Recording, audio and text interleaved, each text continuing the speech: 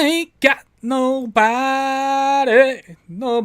to... Hey, what's up, horror fam? You caught me and Briggs auditioning for American Idol there, huh?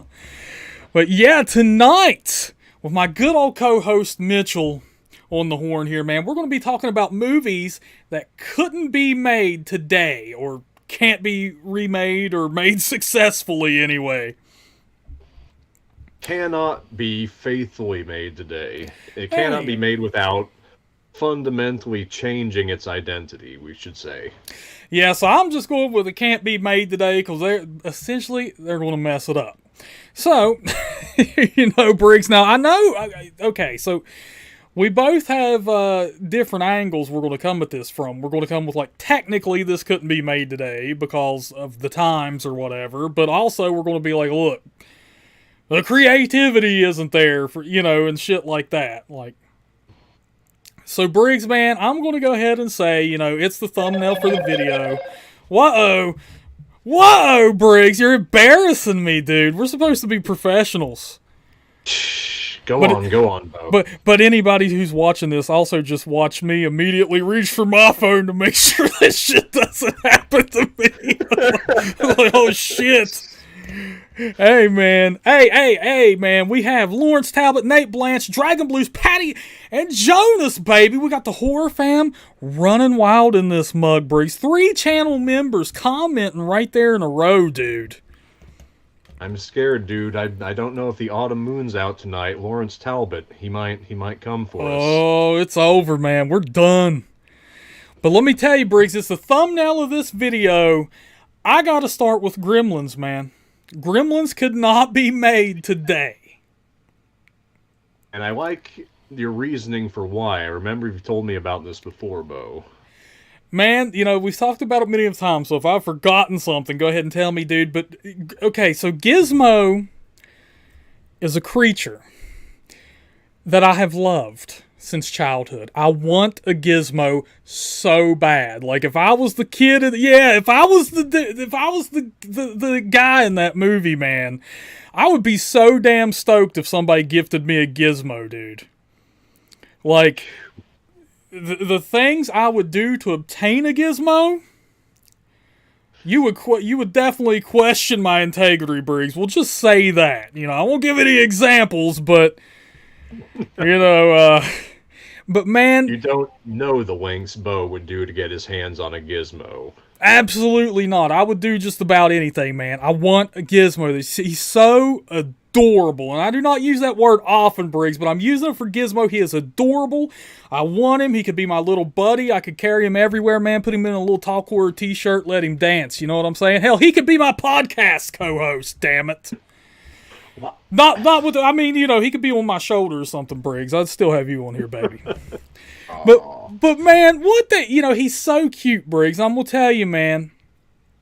You think they'd fuck Gizmo up, man? They would. They would absolutely fuck Gizmo up because he is perfect as a damn animatronic puppet, man. They would mess up and CGI Gizmo and the evil Gremlins, dude, 100%. I think they would use part of practical effects on Gizmo, but there's no way they're doing all of the Gremlins that they made for that original film in practical effects. And that is a large part of what makes Gremlins work. Dude, I would argue that they would even use practical on Gizmo. Because, hell, dude, they fucking CGI Chucky these days, man. Like, not in every shot. It depends on the studio. Maybe not, man. But I would say, they're going to CGI the shit out of him, dude. And it just would not be the same. It would essentially be like you're watching the Smurfs. I really think they could definitely fall into the trap of making it too quirky, going too fun with it. I think that's the risk of doing a Gremlins remake, is dialing down what was dangerous about it. Man, I know the original Gremlins, if I'm not mistaken, was like a PG rated movie, right? It was PG. That was one of the movies that inspired the PG-13 rating. Yeah, I would say, I think a good line today, if they remade it, would be a PG-13. You know what I'm saying? Like, not go too horror with it, which they didn't in the original, which was good because they originally wanted to go like a balls-out horror movie, if I remember right, man. Which I'm glad we didn't get that. You know, Yeah. I'm so glad I'm glad we got what we got, man. But I'm telling you, dude, like, yeah, I do believe, man, that they would neuter the shit out of it and they'd go ultra cutesy with it. There would be a fucking special edition Furby you could buy that looks like Gizmo for the kiddies at Walmart. You know, I don't know man. about a Furby, brother. Yeah, maybe not a Furby, man. They'd do something. You know what I'm saying? Like, they would just neuter the hell out of it.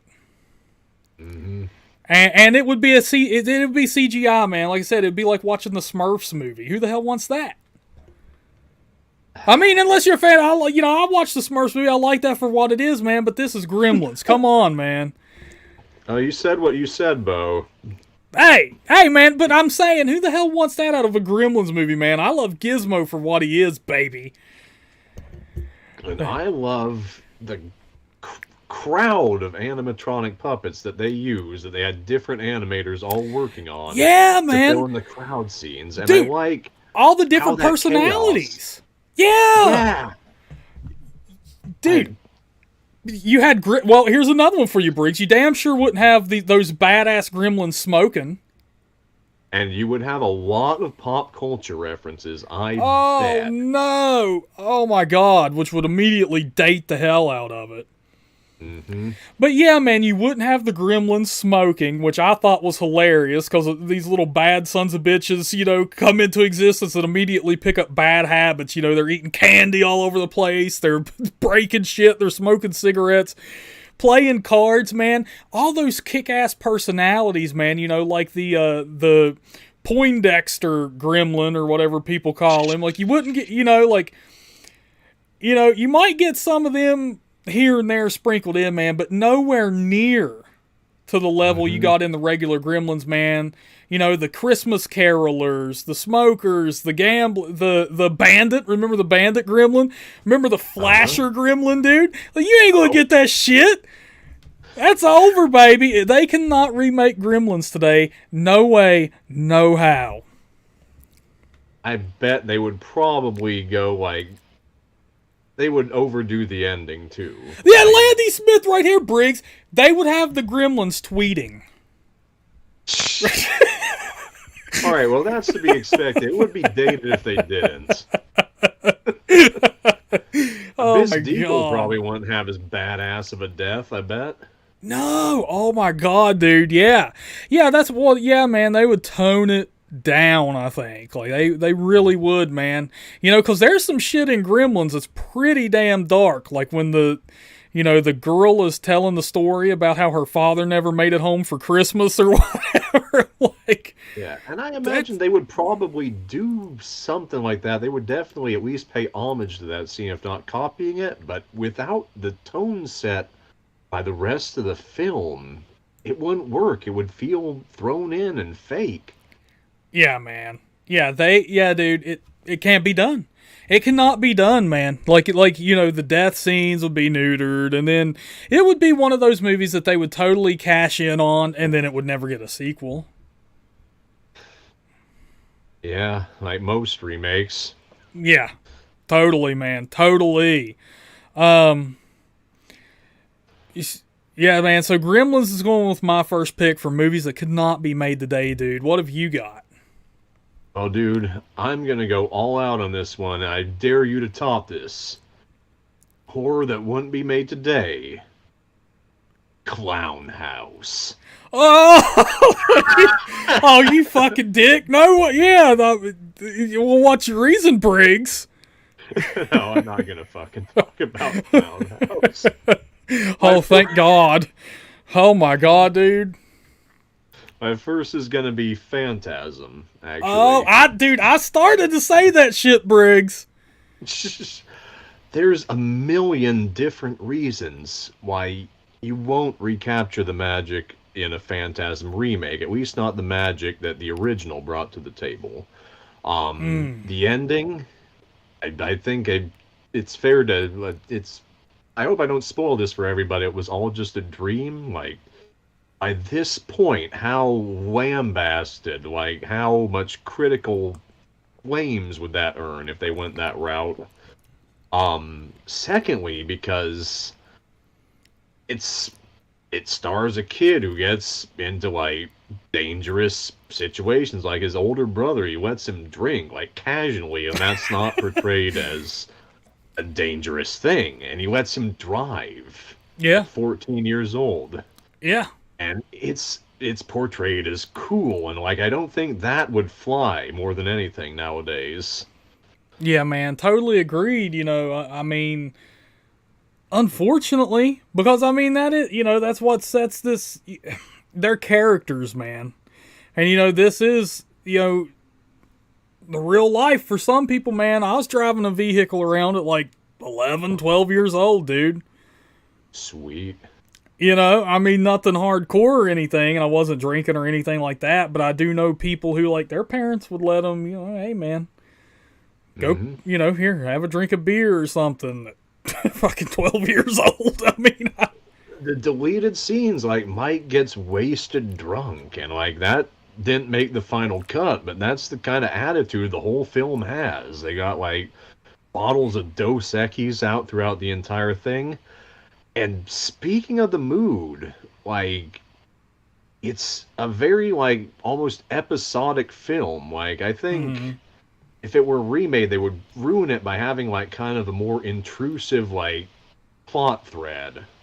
oh, man. Well, oh, dude, and another thing I think people would forget, man, is that, he's Jody's brother.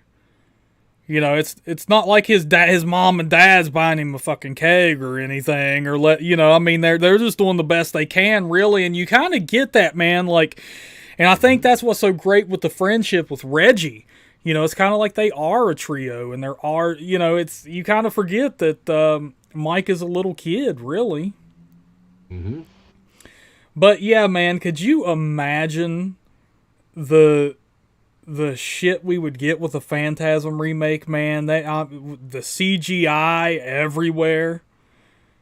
I remember watching the original remastered in theaters, and the scene where it's first revealed that it was all just a dream, and that Jody's dead, and that Reggie's gonna take care of him. Yeah. That scene earned laughs in the theater. Like I got pissed. Damn. What? How the fuck did that get laughs? I don't know, but it couldn't be made today, and it might be for the better, considering how much they'd probably butcher it for a modern audience. Well, man, that is a thing that I think some fandoms are really do their film, whatever, they really do it a disservice, man, because like they go in so hardcore, so ready to amp it up for the excitement and everybody else, man. I think they're worried more about everyone else's perception of them than the movie they're watching. So they want to go in and cheer at everything and anything, no matter how fucking bad it is, because they think they're supposed to do that as a fan of, man, I mean, because there's movies and shit that have come out lately and they're just bad. Phantasm Ravager was just fucking bad. And I remember you saw the premiere for that and people were applauding it. It was just, I mean, it was what you were afraid that Gremlins turned into. It was cutesy, man. And that's nothing like what the original was. It could be goofy at times and certainly crazy, like in a friendly sort of way, but it was never like cutesy. Yeah. Yeah, man. Yeah, dude. And like I said, man, the CGI, you're going to get that all over the place. You're probably, man, unless you get it in the hands. It could go one of two ways, Breeze. For God forbid it gets in the hands of some art house son of a bitch who, like, just makes Phantasm a tremendous slow burn movie. Where, like, the big finale is the red world or whatever the hell you want to call it. You know God. what I'm talking about, man? Like, they could have, like, they would make it where the whole movie is just surreal and all this shit. And, like, you don't know if it's a dream, you don't know if it's real, and it's really ungodly slow. And then at the end, like, you finally see the red world, and that's the big reveal. Oh my God, it does exist, and then that's it. No shotguns, no mortuaries, none of that. No finger in the box. Like, one really, they would knock the spear seeking out of the park, but then it'd be like, yeah, slow burn another hour and a half until the grand finale. Yeah, So I mean, it could go either way, but I agree, man. I don't think the creativity for a movie like Phantasm is there today, man.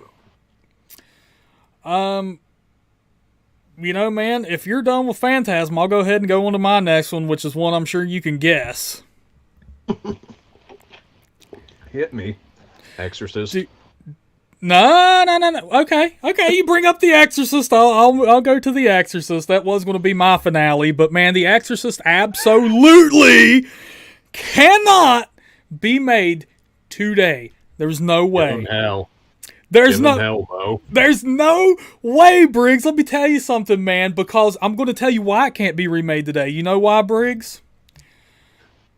Because every fucking possession movie since The Exorcist has tried to remake The Exorcist and hasn't been able to do it. It's been 50 years, bitches. You can't do it. Get off The Exorcist nuts. It's a different time, and the same script is not going to work. Well, let me tell you, man, it's not, and that's another problem I think I have with it. Number one, the creativity isn't there. But man, The Exorcist hit it on so many levels, man. The cinematography was absolutely amazing. The dialogue was amazing. The story was amazing. The characters were amazing. Every fucking thing about The Exorcist is absolutely amazing and on point. And the creativity is not there. It's not even close to coming to the original Exorcist, man. Let me tell you what. When's the last horror movie you saw with demons in it, where the dialogue literally made you like, oh, damn, they actually just said that? Probably the original Exorcist. The Exorcist, my friend. You can't top it. You can't, man, because every bit of dialogue I've seen, not all of it, but a lot of it, man, they try, and it's really try hard, and it ends up coming across try hard and cringy. Mm-hmm. You know what I'm saying? But also, man, a lot of those effects, you're going to get CGI in places that you would have never fucking appreciated The Exorcist for in the beginning, man. The shit we take for granted in The Exorcist, like the, when they're in the room and it's just freezing and you can see their breath. Mm-hmm. That's CGI from now on, brother. That's going to be CGI breath you're seeing. The head spin is CGI. The spider walk is CGI. All of it. But, the damn pea soup would probably be CGI. I guarantee it. The holy water wounds on Reagan's leg. Oh, CGI. Help me is CGI. Her floating off the bed is CGI, dude. That's what you're going to get if you remake The Exorcist. And let me tell you something, man. They cannot... Father Merrin will no longer be Father Merrin. They're going to get some dumb shit like John Lithgow to waddle through those fucking doors and be the Exorcist, Briggs. That's what you're looking at, brother. Like Christoph Waltz at best. we're going to get Bill Skarsgård as Damien Karras. Shit. Man, hey, I'm telling you, dude, you cannot convince me that The Exorcist can be remade today. And this is something that Dragon Blues brought up. And I do want to mention that certain plot points, they would have to do so much rewriting and it wouldn't have the same effect today, man, because it is a different time. Is that, the whole conflict with Karras, the thing is, he's like, I could see her as a psychiatrist, exorcisms don't exist anymore. Mm-hmm. Like, that's not the case anymore. You know, they paint exorcism as like an archaic thing that the Catholic Church, quote, hides in the closet. Not anymore. Like, now every archdiocese in the world has an exorcist on staff, and all of them have the Roman ritual, all this, man. They have guidelines for it.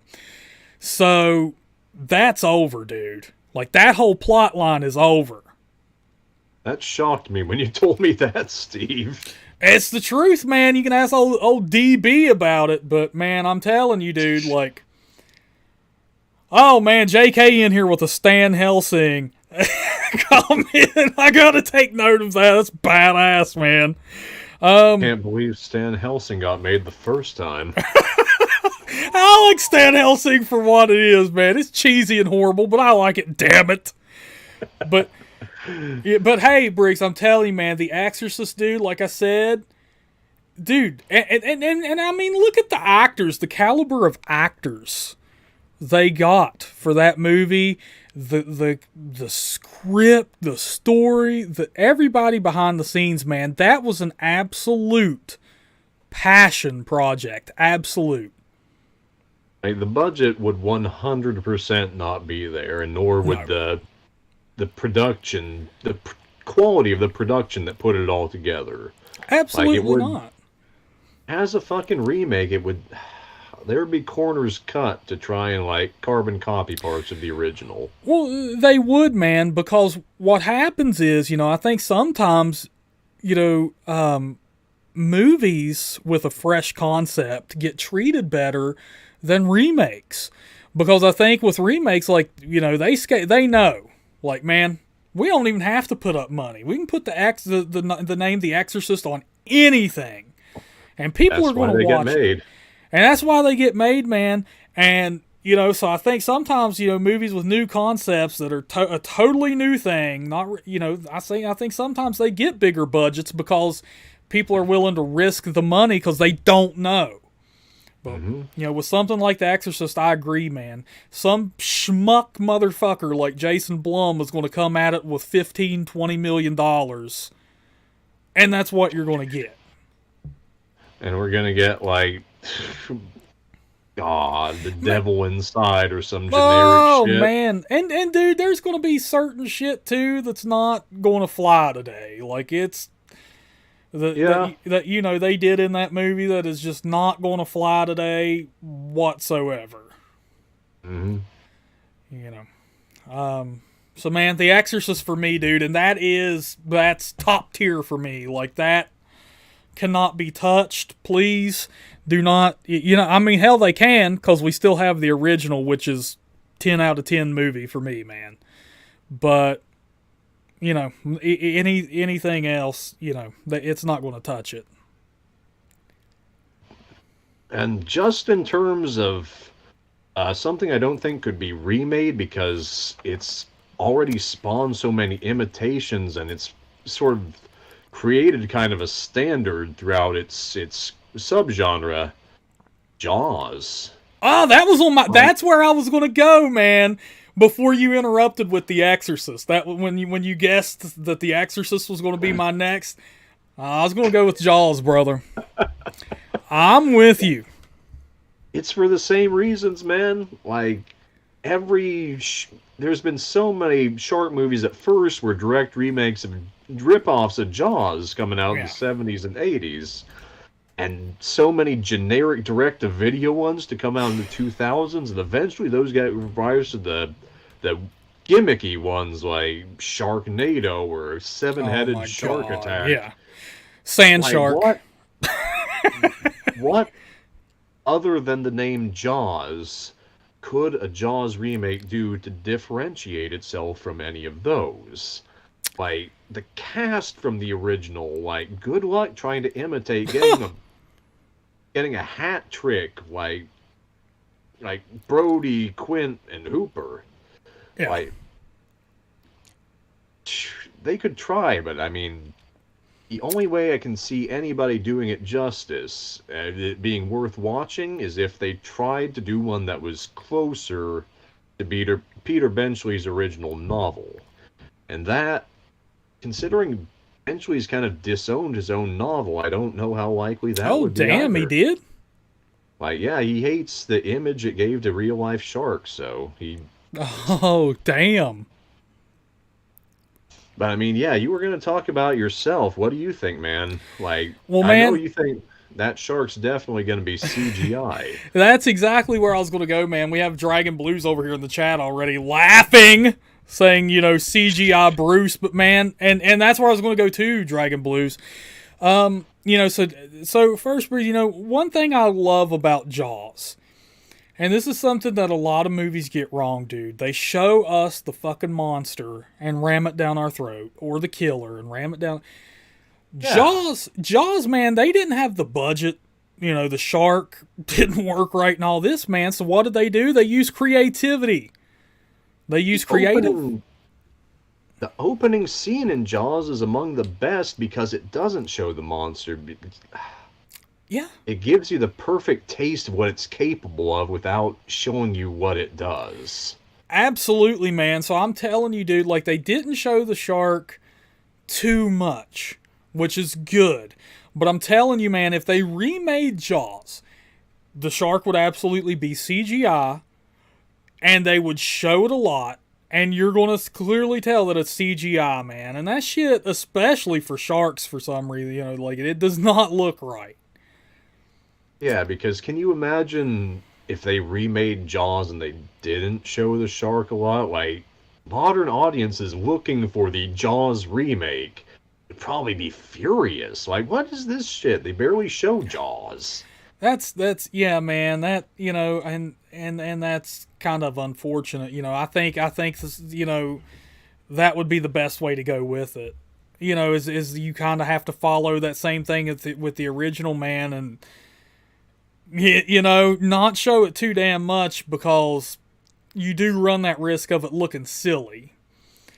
I think they could have got by with showing more of it, like that Alex Kintner picture of his death scene is one of the scariest pictures I've ever seen, and it didn't make it into Jaws. But I'm not saying it needs it, but I'm saying like a remake could feasibly use something like that if they went with a proper practical effects shark, man. Like they could have, some holy shit moments, but Hmm.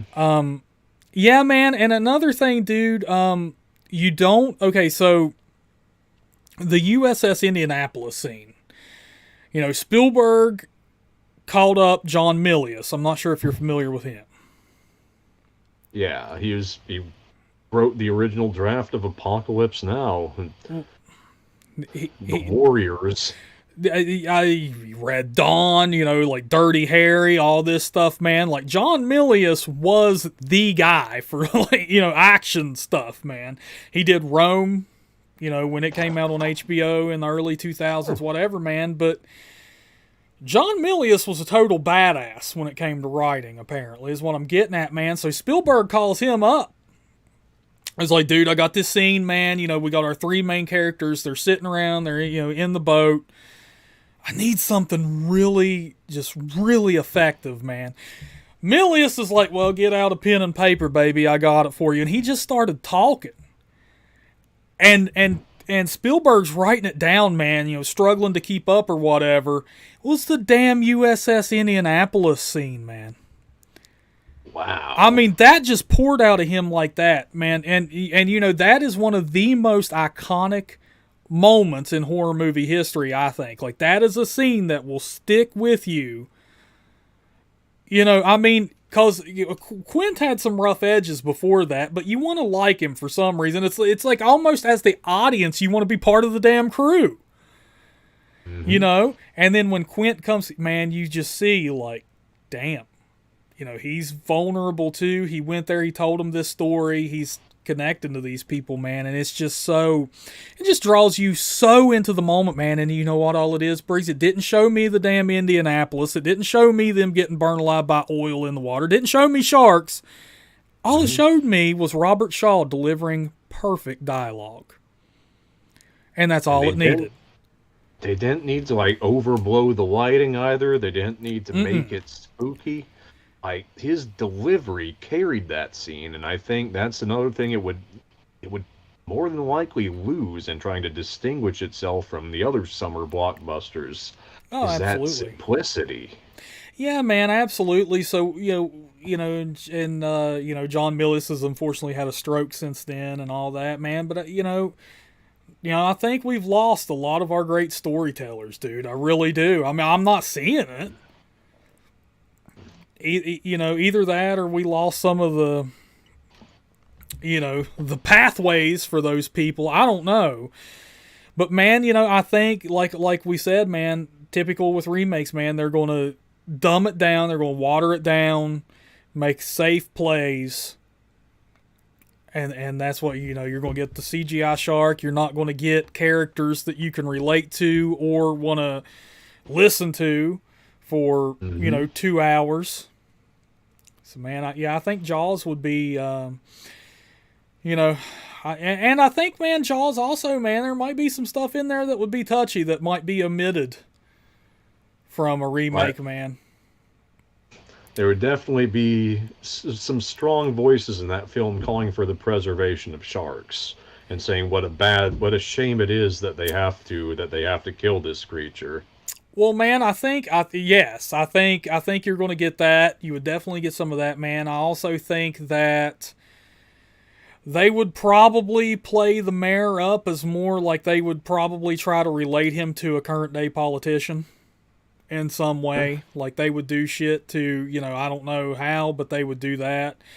And I don't think you're going to get both deaths from, you might get one, but you have to pick or choose here, Breeze. Do you want Pippet to die or Alex Kittner? I don't think you're going to get both.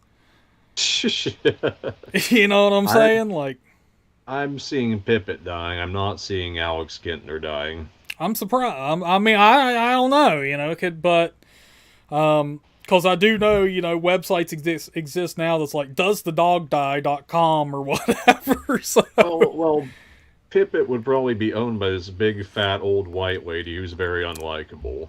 oh, there you go. They did something like that, if I remember right. They did something like that in The Meg.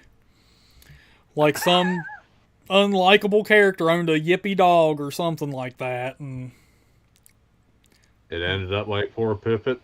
yeah, pretty much. I think maybe, man. Like I took my little cousins to see that shit, dude, and they were so bored and, and talking shit, So I kind of lost track of the movie at some point, but I think maybe the dog shows up in like the last reel.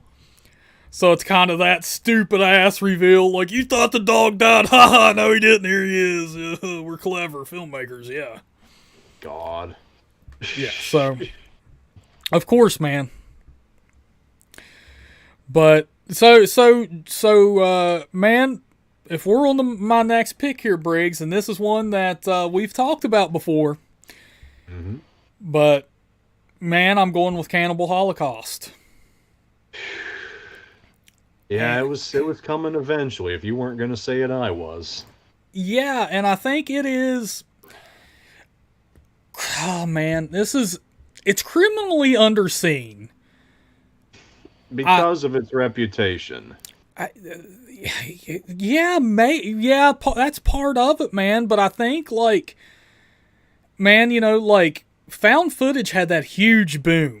Like for some reason, it didn't really start with the Blair Witch Project, but it started in like the mid 2000s into like the late 2000s. And even somewhat past, found footage had a huge boom there. People forget, man, Cannibal Holocaust did that back in, what was it, the 70s? 1980. 1980. I thought it was late 70s, like very late. But yeah, 1980, man, Cannibal Holocaust did it. It is like very well done because they make you think it is an actual documentary. But man, the stuff that they were able to do now granted, the filmmakers did end up going to court for some of the stuff they did, man, because people thought it was real. What filmmaker is going to have the cojones to do that in this day and none. age? Not a single damn one. And man, but but also on technically, the film couldn't be done today because of the death scenes of the animals that they Yeah. included in the original Cannibal Holocaust. Like, you ain't going to get on the big screen and kill a monkey or a turtle or, you know, a fucking possum or, you know, like a muskrat, whatever it was. They could probably fake that well enough with modern special effects. Like, I don't think that would take anything from the film. However, I really think in terms Cannibal Holocaust, I think, is an underrated film. Like, people, before they even see it, they tend to regard it as cheap exploitation, and as a result, they don't watch it, they don't experience what kind of a powerful watch it is. And I Yeah. think no remake would attempt the same degree of, like, cruelty on the part of the characters of the filmmakers, No. in regards of what they do to create this documentary. I Yeah. mean, even if that is a relevant topic now, I don't think it's one that a lot of filmmakers would want to touch out of fear of being seen as too gratuitous or too exploitative. Like, Yeah. even though it usually falls under that banner, I don't consider Cannibal Holocaust to be an exploitation film. It's a difficult film to watch, but it is, I would call it, worthy of being included in the horror canon. Yeah, man. I mean, it is definitely a disturbing film. Like, I'm not going to, tell people it's not and let them go, and get totally black, especially for some people who, you know, are new to horror, who don't want to dive in head first or whatever, man. But Cannibal Holocaust, if you are a fan of found footage, man, this is like the grandfather. Hmm. It's great film. The animal death scenes are real. But if you can get past that, and I mean, that was, a different time, so I mean, you could argue the same thing about, the Friday the 13th movie, where they kill a real snake in it. Hmm. Man, you're not going to get by with stuff like that today. So, definitely couldn't be made to the same extent that it was, as far as that goes. But And I think another part of that is like the way they portray the tribe. Like they're obviously not the aggressors in this film, but what they do as part of what you see in the what glimpses you see of their natural culture, as well as what they dish out to these filmmakers who have slaughtered them. I think that would be handled. Filmmakers would try and shy away from making them as brutal as what was inflicted on them. yeah, yeah, man, yeah, it's there's, the animal scenes are one thing, man, but the stuff that the death scenes of the people in it are is brutal as hell too, man. Like, and the abuse and stuff. Like, I mean, it's a crazy film. JK, I'd love to know the story about that, man, if you would share it. He says Aaron Cannibal Ferox sunk the Canadian horror channel Scream. Damn. I'd like to hear about that, man. But essentially, Cannibal Ferox, I've only seen it once, Briggs, but if I remember right, it was basically a ripoff of Cannibal. Like, they after Cannibal Holocaust, there came, numerous rip-off Mhm. attempts or exploitation films, whatever you want to call it. Yeah. That dealt with So, this. like, Deodato was himself commenting on a certain trend of exploitative pseudo documentary he'd seen coming from Italy, and as a result, he kind of spurred a global phenomenon of rip-offs of his kind of satire. Yeah. So man, Cannibal Holocaust for me, Briggs. That's one I think just and on the same kind of token, man, you could say the Blair Witch Project. Love it or hate it, Hmm. man, that fucking movie caused a stir. Yeah.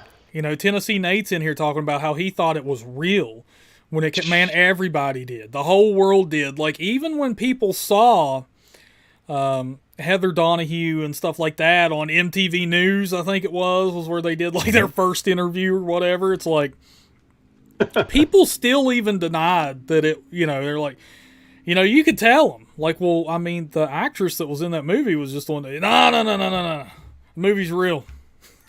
Like, for an entirely different reason as the last found footage film that we covered, that was actually going to be one of the ones that I mentioned tonight, was the Blair Witch Project. And it has less to do with the content, like Cannibal Holocaust, and more to do with that element of trying to fake it as realism. Well, it came out during the perfect time, man. I mean, I mean, right before everybody had the internet or a computer. Yeah. At least, like it came out at the perfect time. Like a movie like that couldn't be made today because it relies so heavy. Like it was the I guess you'd call it the tentpole found footage film if Cannibal Holocaust was kind of the progenitor. And I think Blair Witch Project succeeds because it was first. A lot like Jaws, it didn't need to have a gimmick because it was the prototype. And because of that, I think it gets away with a lot less action than any imitator has had to have in it since. Like, it's another one where if you're making a found footage film, it's got to have a gimmick. You've got to have something, like, creepy in it. And, like, with the Blair Witch Project, there was nothing, like, you couldn't see any, like, shadowy figures in the back.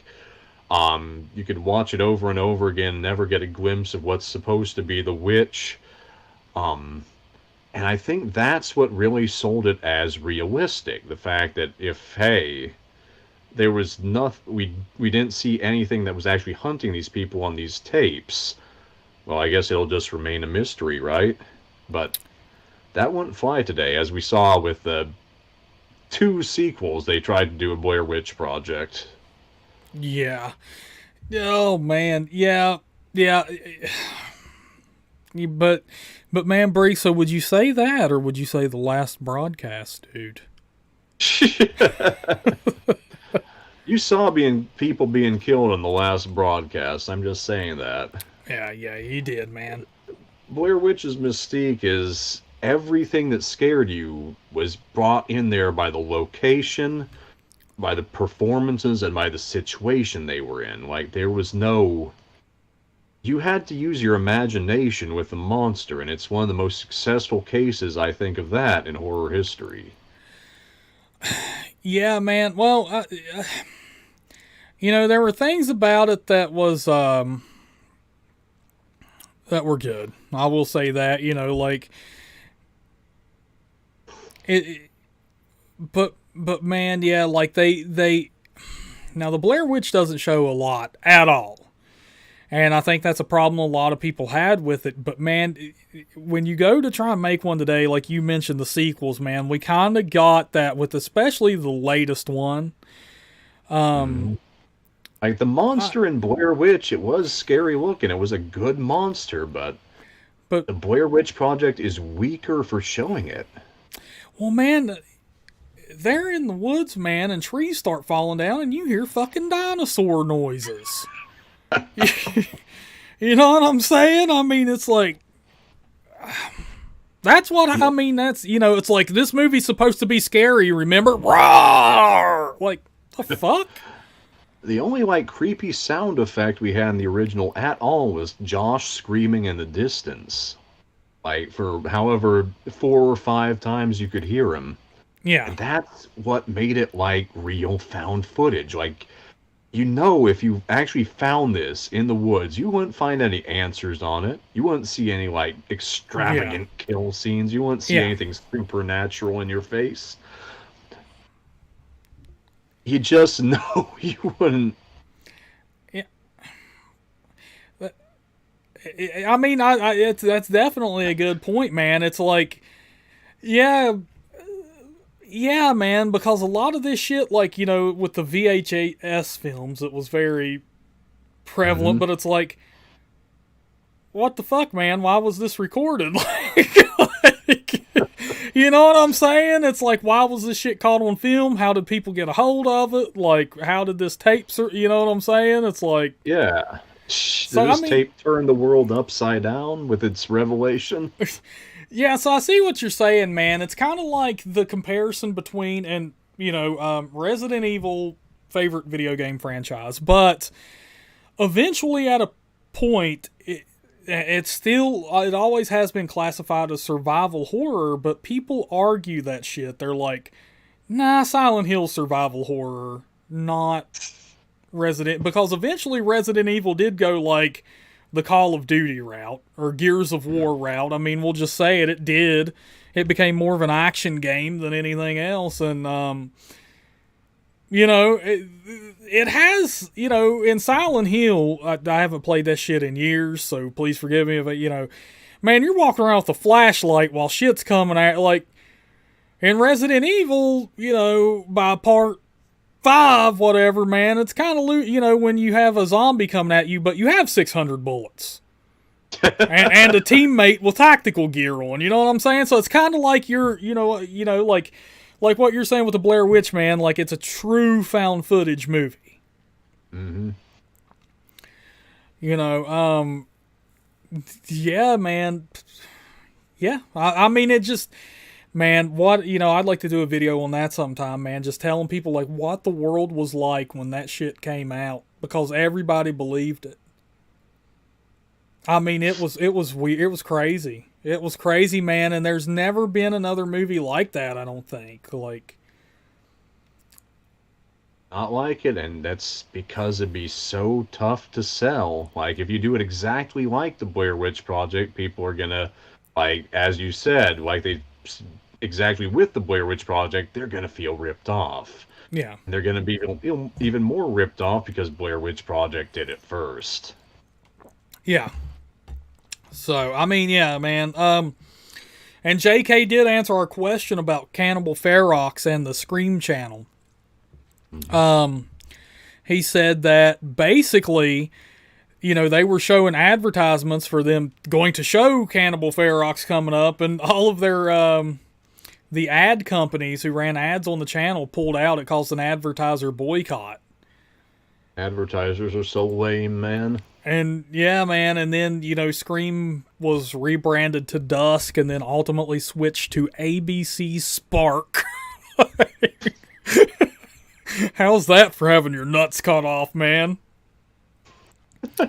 Jeez. All right, Breeze, man. Hey, what do you got up next on your list, dude? Let's hear it. Well, I had a few more to mention before we hit the 1 hour mark. First one I want to go with is Twisted Nerve.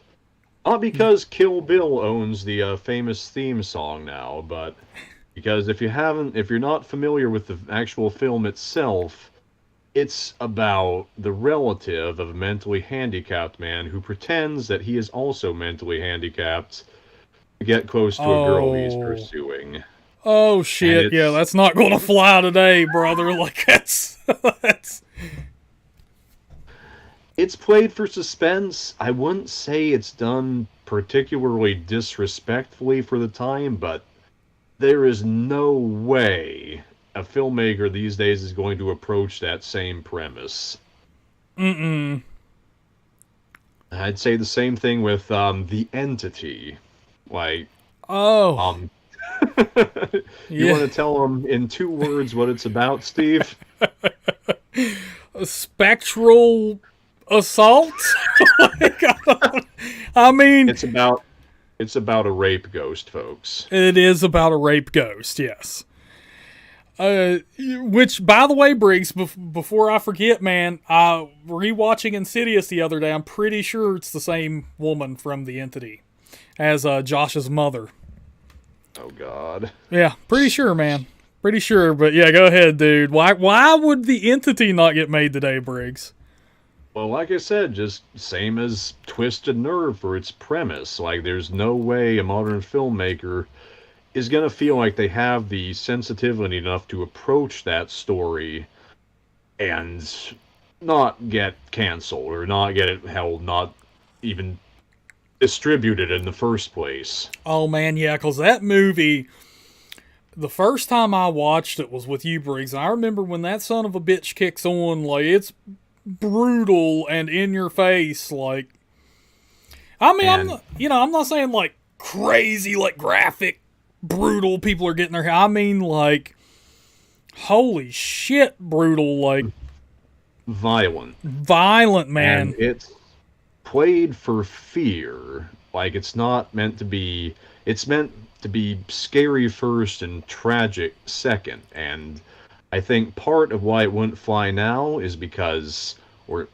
definitely wouldn't fly without some major changes, is because there is no light at the end of the tunnel in that film. No. And that subject matter combined with that level of bleakness, like, I don't see anybody, any company, any financial backers taking the risk in this day and age. Nah, I don't see it either, man. I mean, yeah, yeah, man. I could see, like, yeah, shit. I don't know, man. Yeah, I don't see that one would be hard unless somebody came at it with like some sort of message behind it. Like somebody would have to come at it as they're promoting aid for victims against sexual assaults or something like that, and the belief of said victims or something, like, maybe.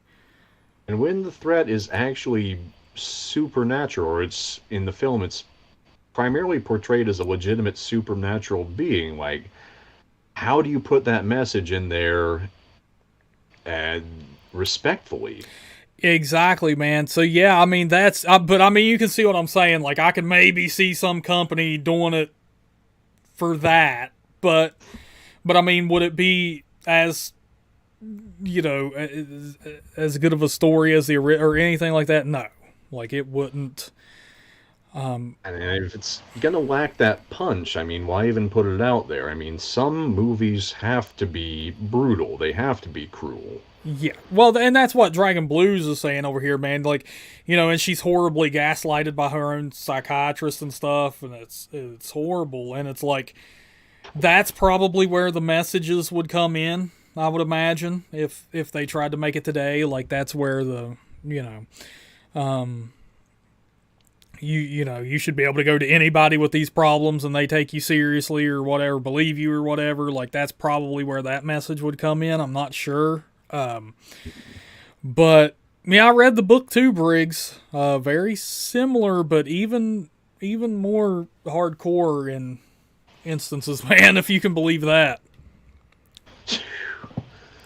Well, you told me about it. It's heavy.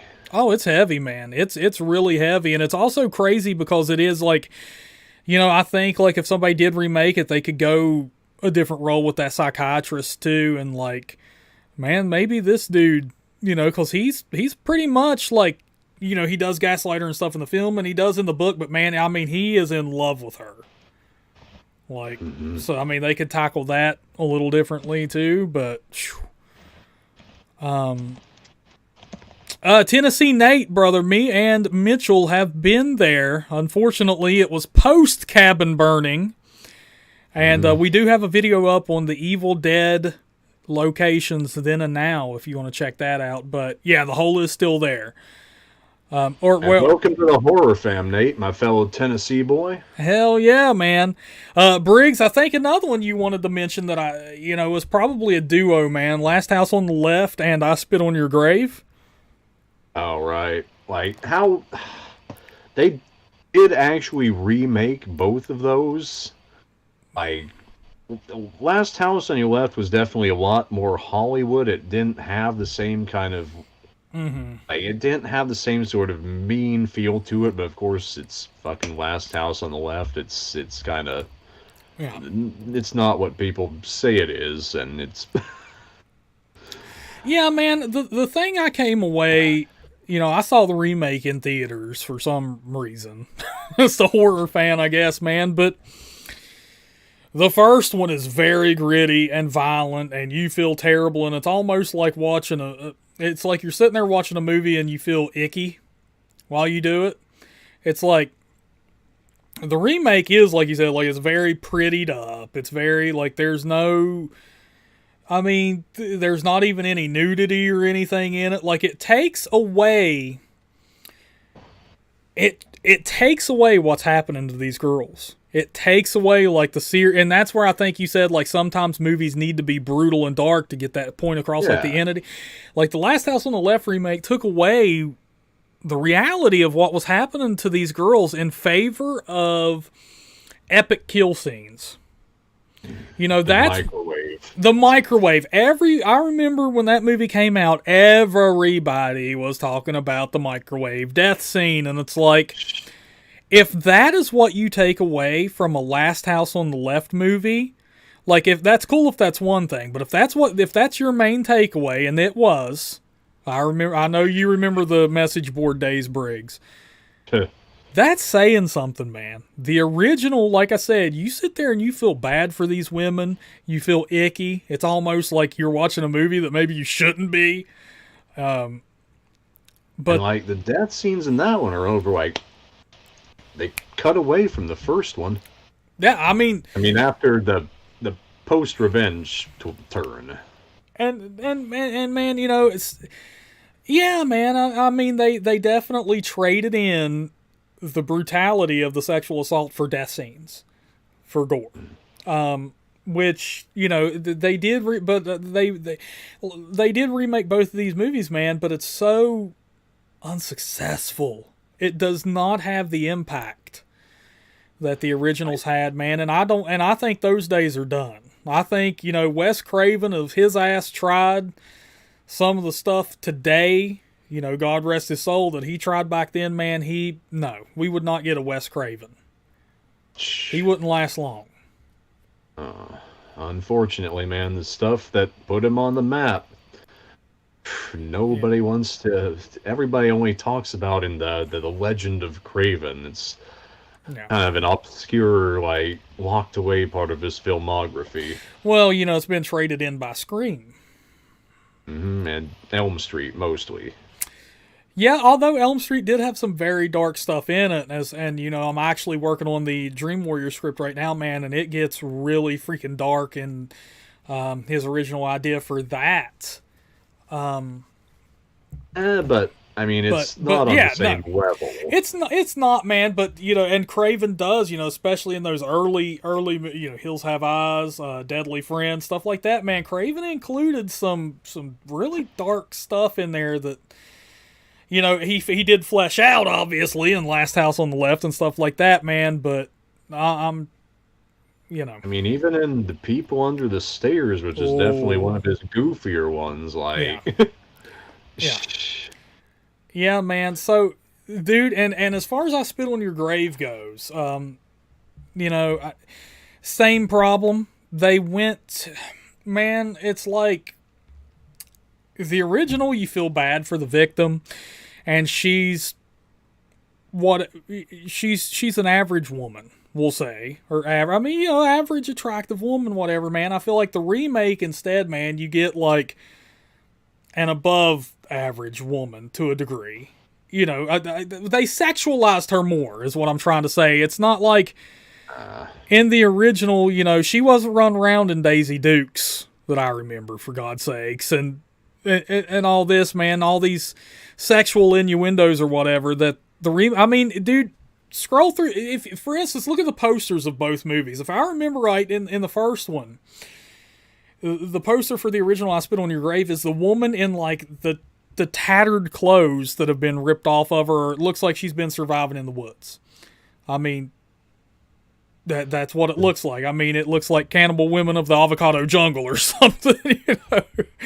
Now, I have not seen the remake to I Spit on Your Grave. I almost forgot it was a thing, so I almost mentioned it earlier in the video, but then I remembered that damn Vogue magazine looking cover that the DVD has. Well, yeah, man, that's what, you know, that's what I was going to say, man. You know, the cover for the original is vastly different. It looks like a woman who has been struggling. The second one, man, I mean, it's a girl's ass.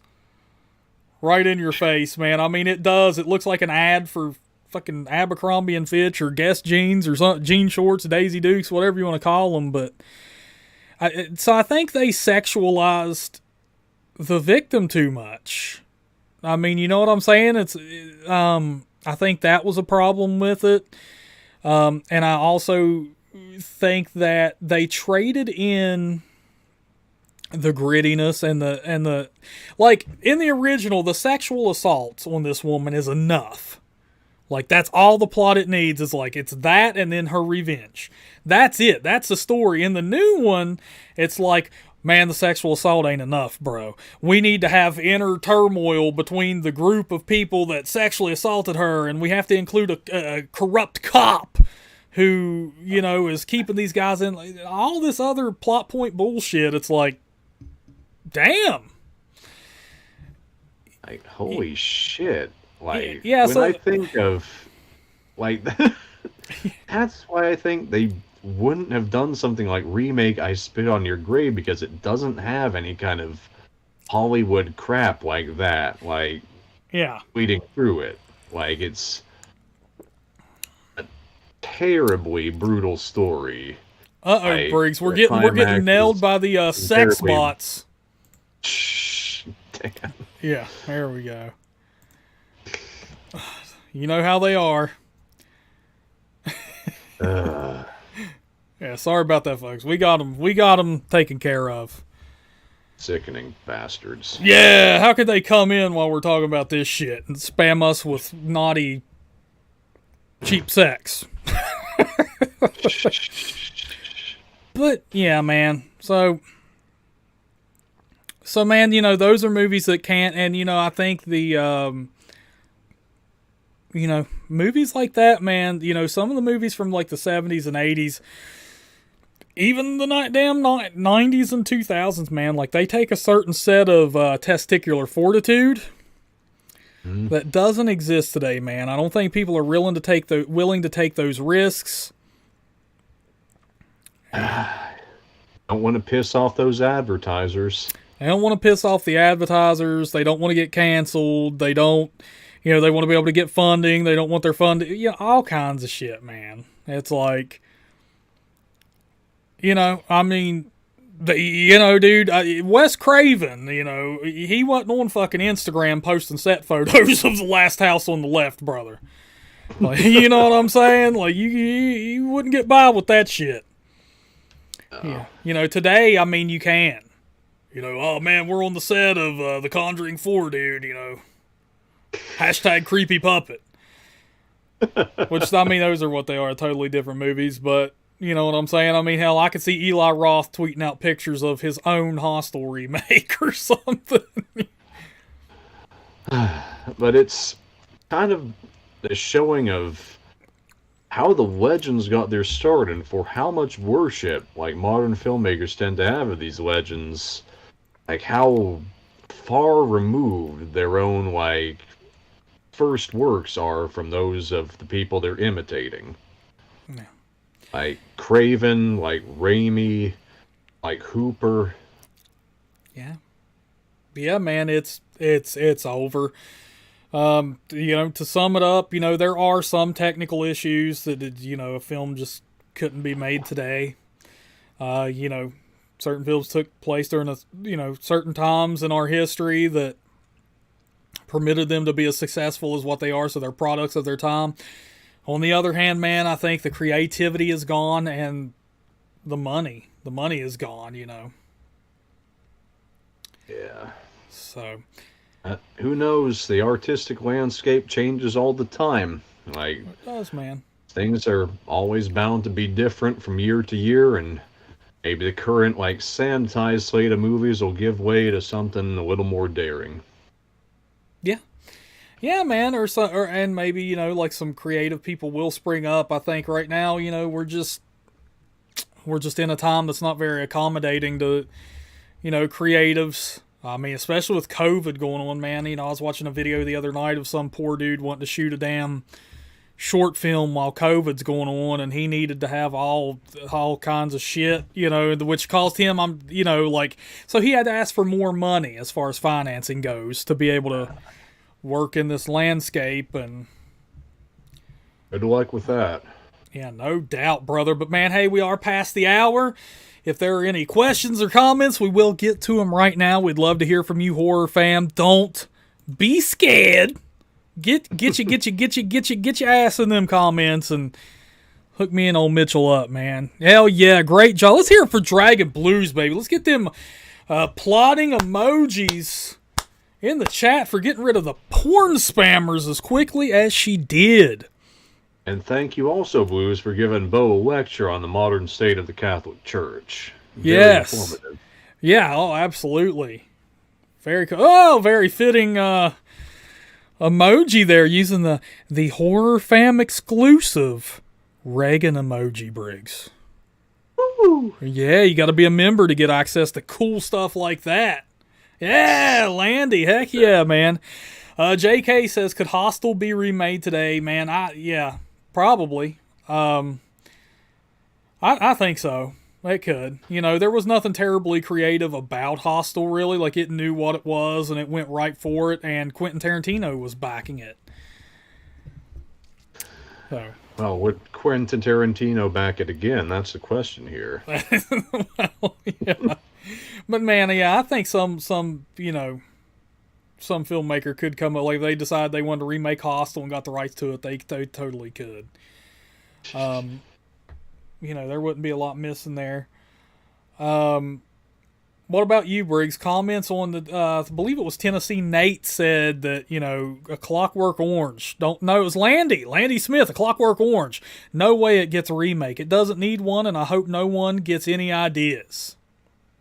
Yeah, there's no chance A Clockwork Orange is getting remade. The only reason I wouldn't have put it up here, because I don't consider it horror as much of kind of a sci-fi thriller, but no, that's probably beats out half of what we mentioned tonight as far as never going up on a modern theater, at least not faithfully. No, it doesn't. It does not get a remake. Yeah, absolutely not. Hey, Jonas, baby, welcome back. He's at the station. Keep it safe out there, Jonas. Mm-hmm. Hey, we're winding down, man. Any last call for questions and comments, boils and ghouls. If not, like, Bo's got to jump off pretty quick tonight. He's got some bodies to bury. Ooh, yeah, I do. Well, Bo's been working it pretty hard, Briggs, man. I put up the scariest scene in Halloween 2, the Nightmare on Elm Street 2 10 Things video. What could I be working on next? Oh, JK, Massacre at Central High. I don't know. Did you watch the final?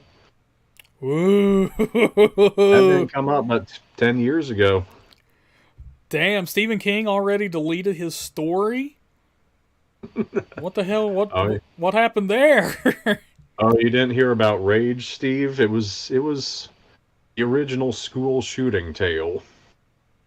Really? When? As Richard Bachman during those years. Oh, okay. And he just deleted it, or He stopped at sale going forward. He didn't want any other school shooters having a copy of it in their locker. Damn, did not know about that. Hey, what's up, Juno? I feel Bill and Ted shouldn't get a remake. It's perfect. You know what? Believe it or not, I need to watch that. Like Bill and Ted, that's almost one of those where I couldn't see two different actors in the role. Like, I know what your feelings on that are, Bo, but Bill and Ted, who's gonna step in and take Keanu Reeves' place? I could see it, man. It would be like somebody trying to put other actors in the role of, Harry and Lloyd in Dumb and Dumber or something. That'd be hard to do, bro. You can't. Impossible. Mm-hmm. Impossible. Removed it from print. That's it. Say, oh, Briggs, the spammers are back. They're getting their last second comments in, man. Silent Night, Deadly Night cut. You are absolutely right, Tennessee Nate. He says Silent Night, Deadly Night couldn't be made today. Oh, yeah. Yeah, that's a That's one they would either go camp with or they wouldn't do it all. Yeah. Oh, my God, yeah. Like, that movie's way too damn dark for Anybody to touch that faithfully, man. Mm-hmm. Hell yeah, Jonas. I get Briggs on here and all the damn naked chicks come out, man. I'm telling you. It's weird. They won't stop until I've got every button undone. Oh, no doubt, man. Hey, man, but hey, that's it for tonight's show. We had a great time. I think we covered everything we wanted to cover there, Briggsy. Oh, yeah. We won't be here next week, Horror Fam, but I believe we'll be back on the week after that, Steve. I do believe so, brother, with a vengeance. Oh, absolutely. We're going to come down like the hand of God in the last moments of The Stand. Or what the hell was that movie? Was it The Stand? Frailty. Yeah, it was The Stand. It's The Stand. Yeah, we're going to come down like the fucking Frailty, you dickhead. We're going to come down like the hand of God at the end of The Stand and just smash all beliefs, baby. Me and Briggs coming back with vengeance. Hey, good to have y'all here tonight, Horror Fam. We hope to see you a week after next. Heck yeah, man. We'll see y'all, and of course, we'll keep you updated. Make sure you check the community page. I do schedule these, so if anything changes, make sure you have your notifications turned on and everything, and you should be notified by YouTube unless they're being total Cheryls. Yeah. All right, man. Good night, everybody. Until next time, look horror. Listen horror. Talk horror. Yeah! With the Nate. conviction. Yeah, y'all stay good out there, man. Y'all stay safe. Be good.